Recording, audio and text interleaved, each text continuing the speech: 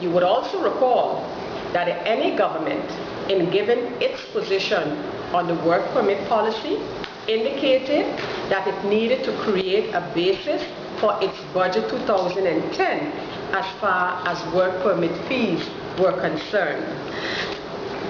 Now it is being announced that they're going to take this, so their work permit policy, and overhaul it completely.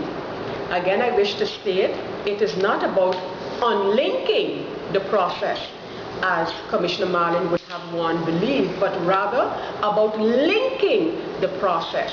Because if one takes, for example, the issue of the age limitations that are in the work permit policy, the question that the minister has put on the table, what happens to those persons qualifying for a permit under the BTA who are, for example, either younger than the category in the work permit policy or older for that matter?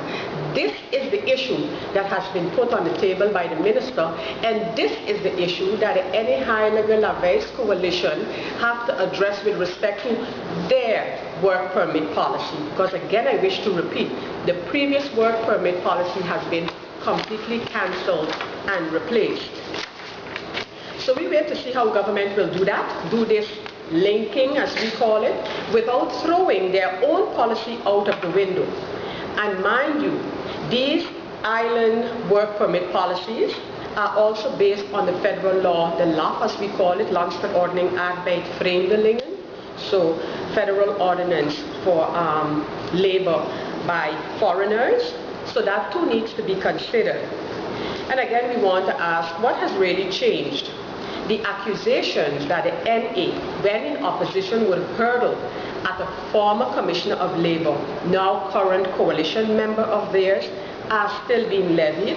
The public, employers and employees are still frustrated, according to information reaching us.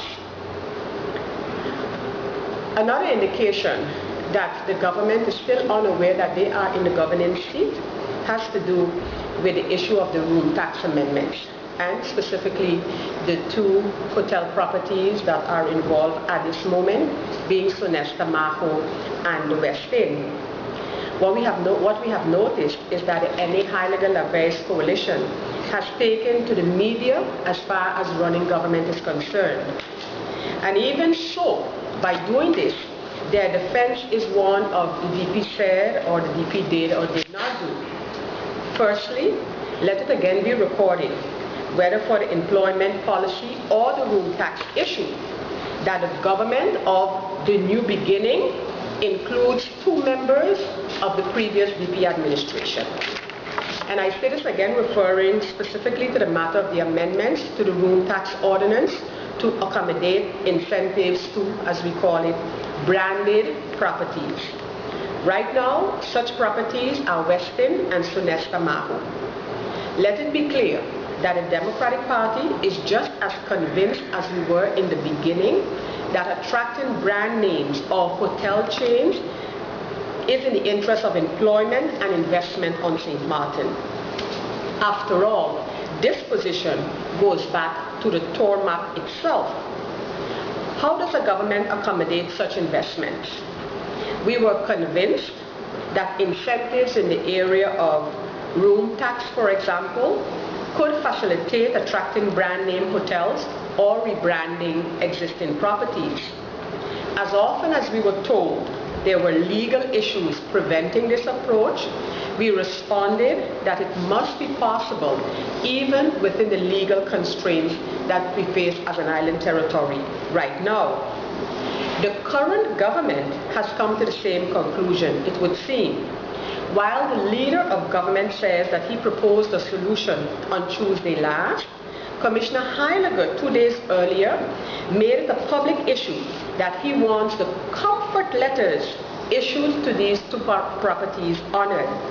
If, as Marlin said on Friday, a solution was proposed on Tuesday last, then why did we have to have this play out in the media?